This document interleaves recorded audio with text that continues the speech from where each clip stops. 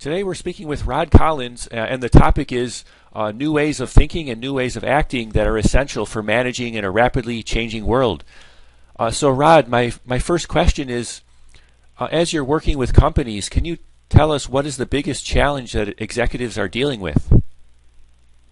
I think the biggest challenge that executives are facing, and they may not even be aware of this challenge, which is even more troubling, is that there has been a fundamental shift in the way strategy works. And so the old ways of approaching strategic work are not delivering the types of reliable results that executives have felt in the past. And I don't think executives are aware of the new competencies and really the new paradigm for doing strategy in 21st century business. And that's why they need to adapt new ways of thinking and new ways of acting that are radically different from the ways of thinking and acting that they have learned in business schools and that they have learned in the conduct of business over the past several decades. Can you talk about how things are different? Sure. So let's start with new ways of thinking. I think if business leaders are going to survive and thrive in the 21st century, they have to be skilled in three new areas of thinking. The first is they have to understand how networks work. Most executives are highly competent in how hierarchies work. I mean, that's been the fundamental form of social organization within business since the late 19th century. Most traditional organizations are designed as hierarchies. And in hierarchies, power is about being in charge, and the way things get done is through putting in place control mechanisms. Networks don't operate like that at all. In networks, power belongs to the connected, and it's about being connected. And the way things get done are through the application of what are known as collective intelligence dynamics. And so a big difference between hierarchies and networks is hierarchies leverage the power of one, whereas networks leverage the power of many. As a result, networks are a much faster path to knowledge. And so knowing how to build and lead networks becomes very important. This is the difference between, say, Wikipedia and the Encyclopedia Britannica. Wikipedia is a network model. The Encyclopedia Britannica was a hierarchical model. And most people are familiar with Wikipedia, and the thing I ask them to look at is, without intending to do so, Jimmy Wales and Larry Sanger, who were the two key parties that built Wikipedia, they didn't sit down and say, let's come up with a business strategy to put the Encyclopedia Britannica out of print.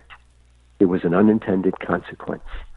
This is why it's so important for executives to understand the power of networks and how networks work, because they can produce unintended consequences. And when a network is well formed, a hierarchical structure just cannot compete. And Wikipedia and the Encyclopedia Britannica are a classic example. The second new way of thinking is that executives have got to get competent at exponential thinking. They are very competent in linear thinking. They see business in a linear context.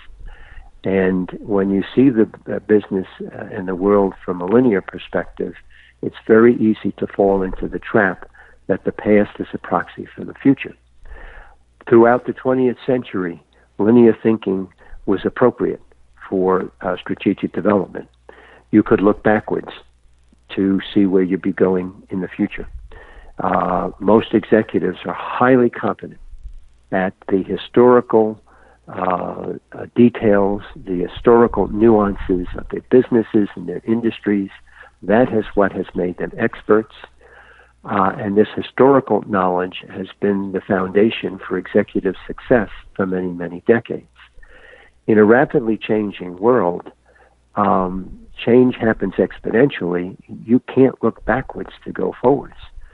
And what the digital revolution is doing is accelerating so much exponential change that to succeed in business, you've got to be competent at creating what has never existed before. Innovation really is a core competency. You can't look historically for that. And so as executives become competent in exponential thinking, they need to recognize that the future can be very, very different from the past. And so they're going to need entirely new processes for them to devise strategy.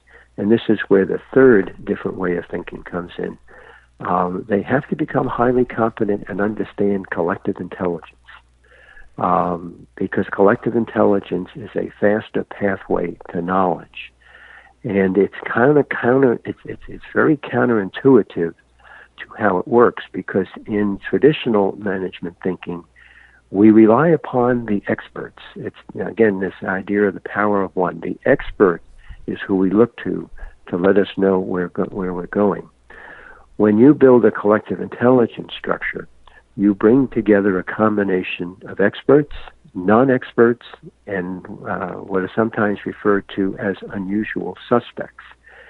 And in doing this, it's really the combining of these three different schools of thought that oftentimes gives you insights into what we need to do in the future.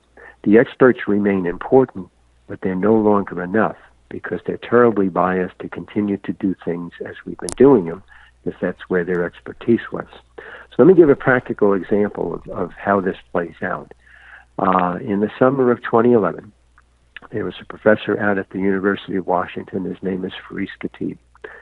And Faris was aware that there was a really stubborn biomolecular problem in AIDS research that literally the world's most intelligent scientists have been working on for over a decade, and they couldn't crack it.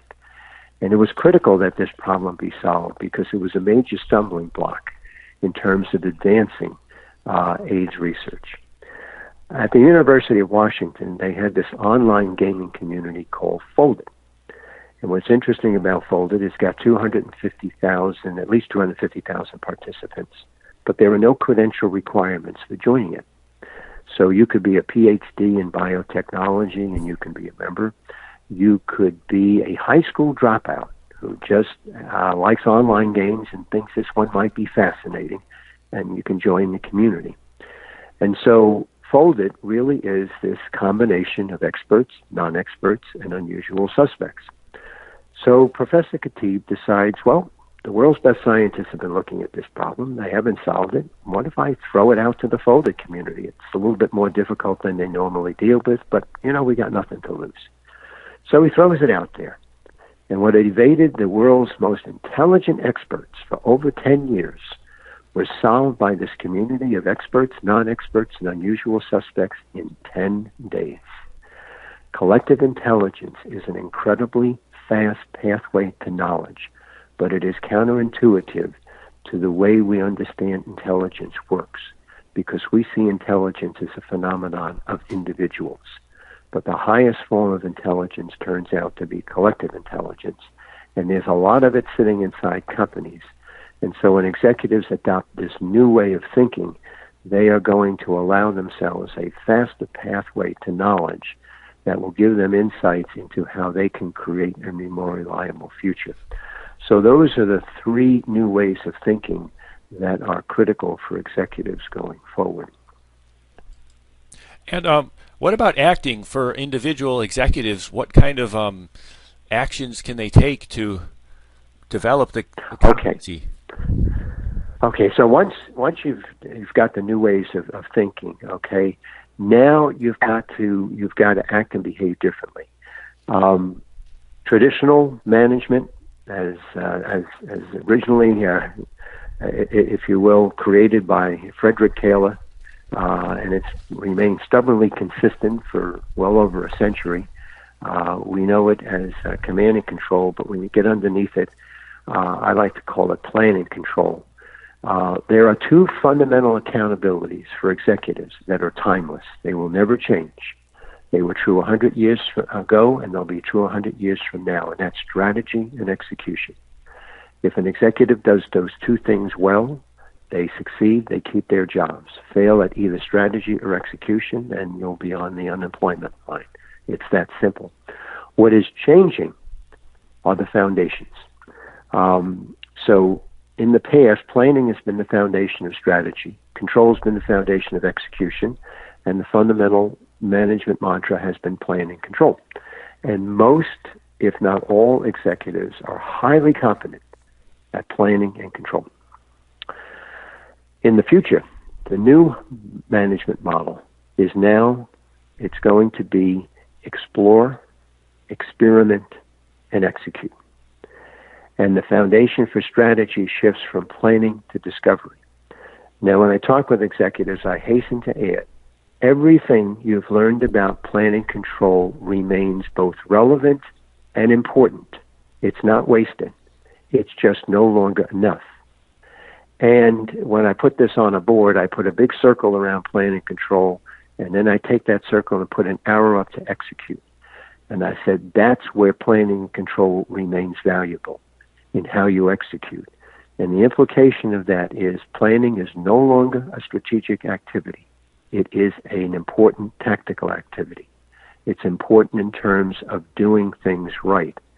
But in terms of knowing what are the right things to do, since you can't look backwards to go forwards anymore, planning makes no sense.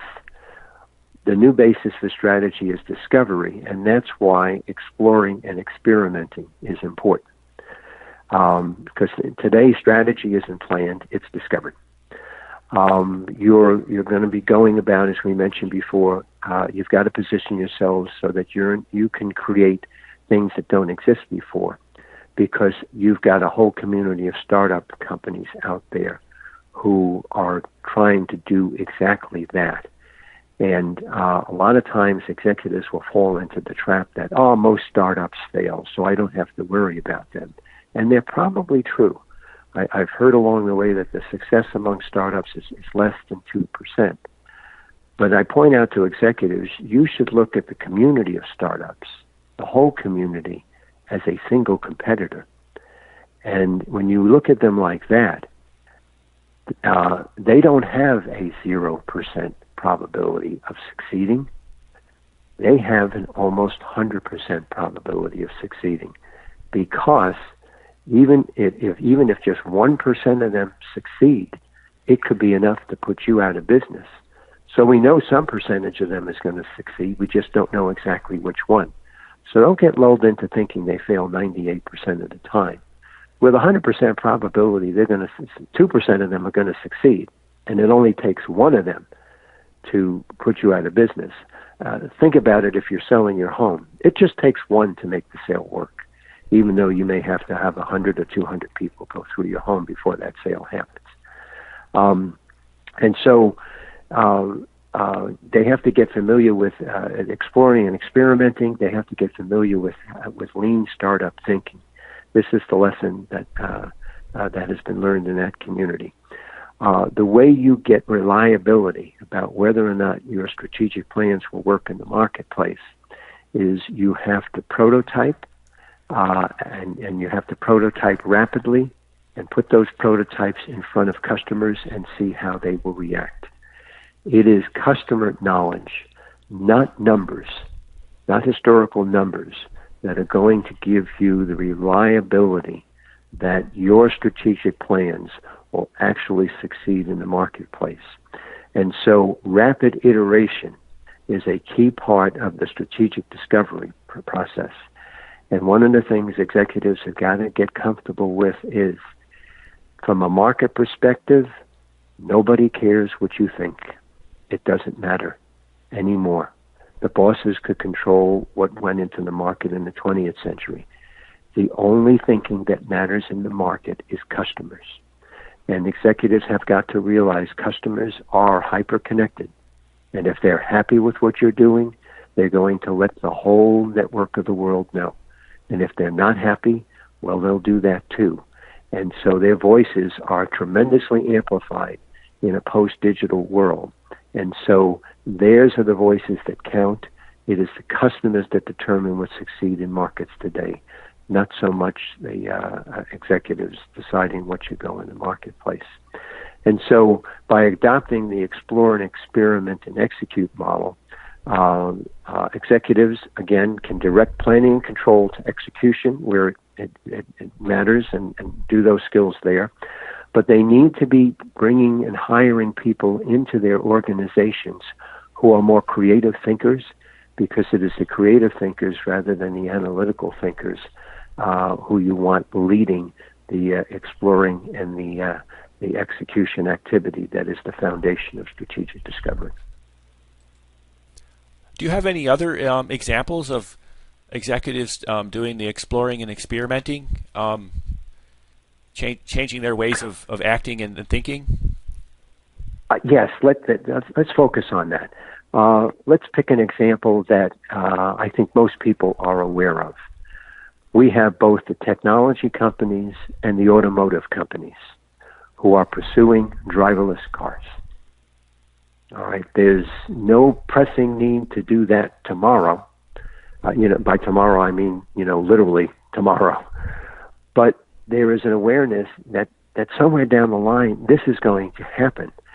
And my hat's off to the automotive industry, the traditional automotive companies, because they're not sitting back and just ceding this just to the technology companies.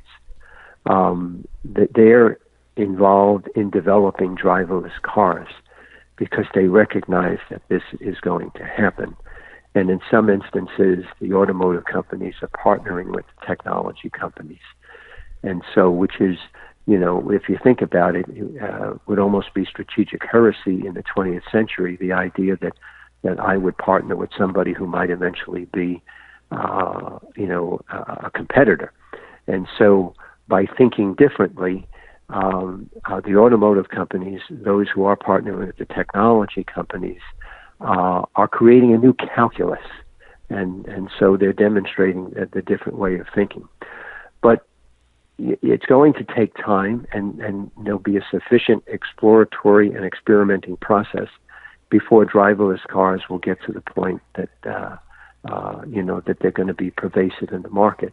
But I think most people in the back of their minds understand this is not a question of if, it's going to be a question of when. This also brings up another important point. In terms of thinking differently about strategy, there's been some interesting work done recently. It was published by John Hagel and John Seeley Brown.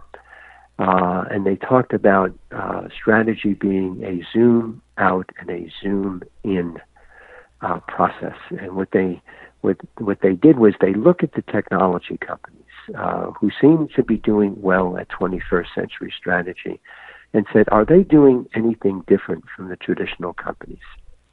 And it turned out they are. And what caught their attention right away is the technology companies. Think Amazon. I mean, Amazon, I think people recognize are really, they're really at the front of the class in terms of 21st century business strategy. When they do strategy, they ignore the 1 to 5 year time frame, which tends to be the time frame that traditional companies focus on. And they look at two time frames, not one. The two time frames are 10 to 20 years out, which Hagel and Seeley Brown call the zoom out. And then they look at 6 to 12 months, which they call the zoom in. And as they looked at that, they realized the reason the technology companies do that is if you focus on 1 to 5 years, you will quickly fall into the trap. I will be doing 3 or 4 years from now the same thing I'm doing today. And then you begin to inadvertently set yourself up just for incremental change. And that's what most traditional executives are comfortable with because they know how to do incremental change. But when you change the calculus and say, I have to look 10 years out, it becomes very hard for you to say, I'm going to be doing the same thing 10 years from now than I'm doing today. It forces you to think bolder. It forces you to look closer at technology and how it's going to develop over the next 10 years. And if you are tapping into the collective intelligence rather than the individual knowledge of experts, then you're getting a faster pathway to what the future might look like. And the other thing that that Hagel and Seeley Brown noticed is traditional companies, when they look at 1 to 5 years and get an idea of where they think the market's going, they quickly go into the short term, and the short term informs the long term. And so as they put together their short term resource allocations, it is being driven by exactly what we're doing today, which is why things move incrementally. By looking at this dual time that the technology companies do, by zooming in and zooming out, they let the long term inform the short term. And the way that will play out is, as they get their bold picture of where we might be going 10 years from now, and clearly driverless cars is an example of that type of thinking, then what you do in terms of resource allocation over the next 6 to 12 months is going to be different. You're going to take that knowledge as you're looking far out and saying, what do I need to be doing to my current business, product, and operating models? That probably will continue for a couple of years. That's true. And it's keeping the lights on. But what do I need to do to keep up with current technologies so that I am keeping my current models as advantage as they possibly can be for as long as they're going to work? And then the other thing that they do in the 6 to 12 months is, since I've got an idea of how my business may be very different 10 years out, what do I need to do in the next 6, 12 months to take the initial steps to get there? So, what if Kodak had this particular strategic approach? If they had looked in terms from this zoom out and zoom in perspective that Hagel and Seeley Brown put forward, they might have recognized in the 90s that the digital camera, which, by the way, they invented, was likely to be their business model going forward. They might have done different things beginning in the mid-90s, such that by 2007, it might have been Kodak rather than Apple who came up with the idea of the smartphone, which just literally changed the photo industry as we know it, and killed film as the fundamental model for photography, for amateur photography in the world. But because that type of thinking didn't exist, Kodak always assumed that amateur photography would be about film processing, and what once made them great actually took them down. And so this is why adapting new ways of thinking and new ways of acting is important, because the danger that executives run, if they don't change their thinking and acting, if they don't see that strategy is more about discovery than planning, they may wind up with their own version of the new meaning of a Kodak moment. Thanks, Rod. And can you provide us with a background of yourself and how, if any of the listeners want to take your advice on this, how can they learn more? Okay.